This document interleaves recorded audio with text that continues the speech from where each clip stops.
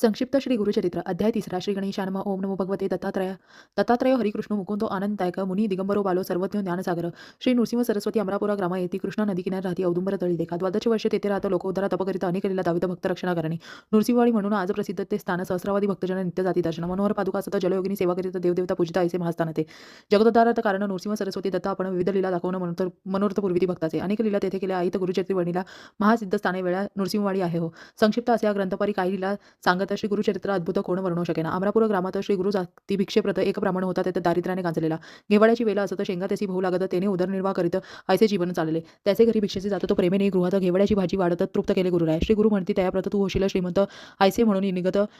तेथून पुढे जावया गृहाबाहेर येता घेवड्याची वेल तोडत आणि निघून जात स्वस्थानसी श्री स्वामी कुदळ घेऊन हातात ब्राह्मण मूळ खोदू लागत तव गुप्त धन अकस्मात त्याची पाहो सापडले धनाचा हंडा मिळत ब्राह्मण होई श्रीमंत पिढ्या सात पुरवणी उरत इतके धन मिळाले त्याते श्री दत्त दयावंत ऐशिलेला दावित दारिद्र्य भक्ताचे हरित करुणा सागर श्री गुरु संतती संपत्ती आरोग्य विज्ञान आणि वैराग्य आत्मज्ञान आणि योग सर्वही मिळे भक्तांना नृसिंह सरस्वती दत्त औदुंबर तळी तप करीत कृष्णा नदी समीप वाहत नृसिंहवाडी माचारी एके दिनी एक भक्त दुरोनी होता पाहत कृष्णा नदी दुभंगत देवता येती बाहेरी जलदेवता बाहेर येत स्वामी पूजा करू लागत भक्त होई विस्मित अद्भुत प्रकार पाहुनिया योगिनी स्वामी ते पूजित दिव्य प्रकाश तेथे पसरत श्री गुरु रूप अद्भुत भक्त तेव्हा पाहत असे नृसिंहवाडी स्थानात 12 वर्षे श्री गुरु राहत सिद्ध स्थान अद्भुत निर्माण केले तेथवरी मनोहर पादुका स्थापित त्याची पूजा करा म्हणत पूर्ण होती मनोरथ सद्भक्तांचे निश्चय ऐसे म्हणून श्री दत्त गाणगापुरी जाऊनी राहत नृसिंहवाडी स्थानात अपार शक्ती ठेवली नृसिंहवाडी स्थानात चमत्कार होती नित्य लोक भक्ती करीत तेथे मनोहर पादुकांची गेल्या 700 वर्षात उद्धारिले लोक अनंत अपार महिमा होता आहे आजही तेथवरी शिरोळी ग्रामाचा एक भक्त 5 पुत्र त्याचे मरत येऊनी नृसिंहवाडीत पादुका ते सेवित असे पती पत्नी पादुका ते सेवित पूजा अर्चा करीत नित्य औदुंबर प्रदक्षिणा करीत सेवा करीत राहिले एक मासा ऐसे करीत श्री गुरु स्वप्नी येत पुत्र होईल म्हणता अभय देते तिचं लागी प्रसन्न वदनी गृही जात पुत्र होई तिचं प्रत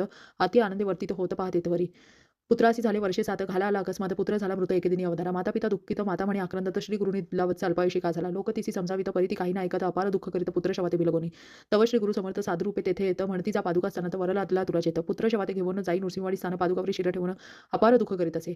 ऐसे करीत रात्र झाली निद्रा तिसी लागली